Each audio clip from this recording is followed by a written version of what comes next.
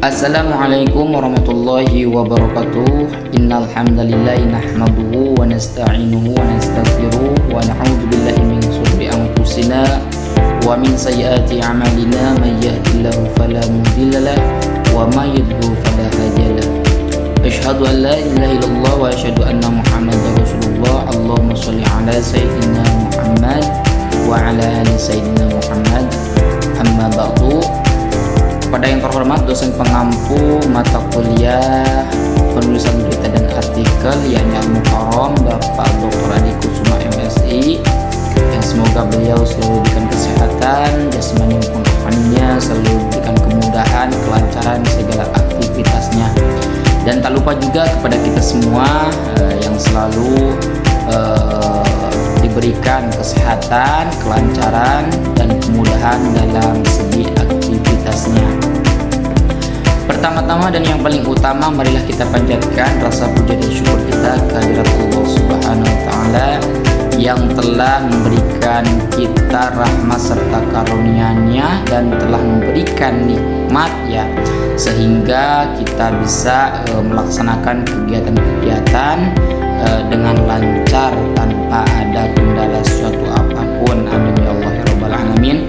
Sholawat dan salam tetap tercurah limpahkan kepada junjungan kita ya, Rasul pilihan baginda alam, siapa lagi kalau habibana wa syafi'na wa maulana Muhammad sallallahu alaihi wasallam, kepada keluarganya, kepada sahabatnya, kepada tabi'in tabi'at, dan kita semua selaku umatnya semoga mendapatkan syafaatnya di yaumul qiyamah nanti. Amin ya Allah ya Rabbal Alamin. Baik, bertemu lagi bersama Ishaq Abdurrahman dengan NIM 23 13 30 023 di Learning Journal pertemuan ke-10 penulisan berita dan artikel. Baik, untuk mengenai pertemuan kemarin ya, dikarenakan pertemuan kemarin itu tanggal merah, jadi kegiatan perkuliahan dilaksanakan secara online ya teman-teman. Namun di situ tetap walaupun kegiatannya dilaksanakan secara online, tapi tetap kegiatan dilaksanakan seperti ya kayak offline, itu kayak bertemu langsung. Baik, untuk pertemuan kemarin ya seperti biasa itu presentasi ya dari kelompok pertama penulisan berita artikel terkait kiat sukses menulis dan mempublikasikan artikel ilmiah di era digital. Yang mungkin saya pahami, mungkin kemarin itu menjelaskan terkait pengertian artikel ilmiah dan jurnal ya. Jadi artikel ilmiah itu suatu tulisan akademik yang menyajikan gagasan, hasil penelitian atau kajian secara sistematis, objektif, dan logis. Nah, sedangkan jurnal ilmiah yaitu suatu wadah formal untuk mempublikasikan artikel ilmiah, biasanya terbit berkala dan melalui proses preview atau review ya. Terus selanjutnya itu ada cara penulisan, penyusunan, dan publikasi artikel ilmiah. Nah, di sini ada penulisan ya teman-teman.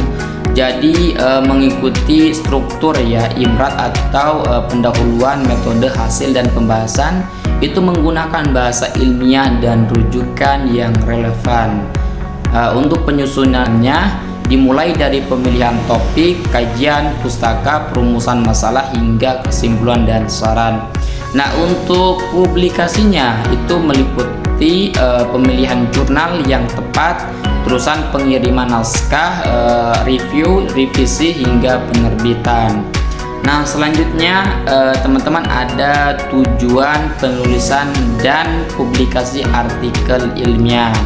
Nah, tujuan umumnya ya itu untuk menyebarkan suatu pengetahuan, bisa membangun komunikasi ilmiah, dan mendukung perkembangan suatu ilmu pengetahuan.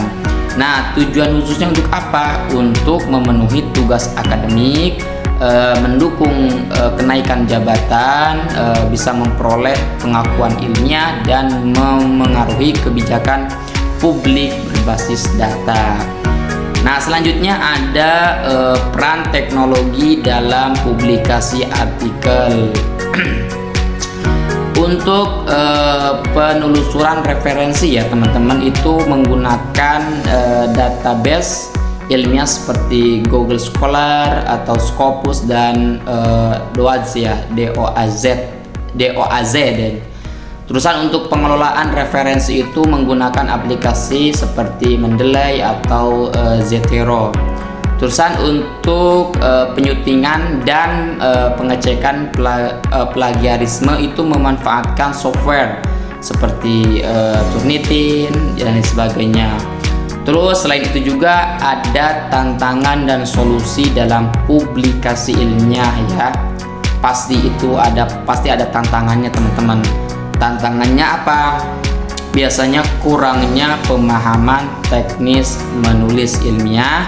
Terusan ya minimal jurnal kampus atau biaya publikasi yang mahal ya, mungkin itulah.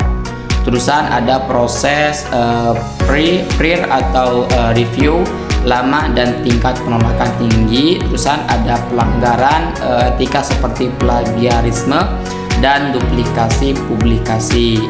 Ya, solusinya apa? Nah, dari tantangan tersebut pasti ada solusinya teman-teman ya.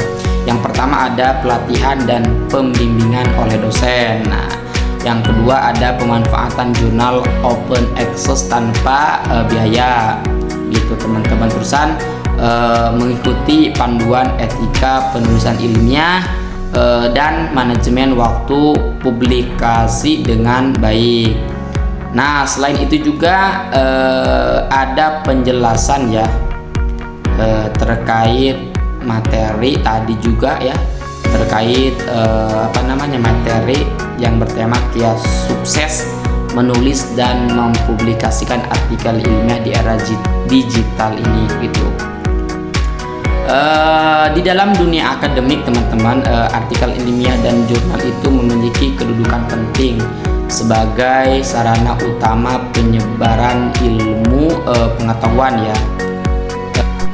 Nah, jadi dengan penguasaan keterampilan menulis dan pemanfaatan teknologi secara optimal, mahasiswa dan peneliti di era digital ini memiliki peluang besar untuk menghasilkan karya ilmiah yang berkualitas yang mampu bersaing di tingkat nasional maupun internasional.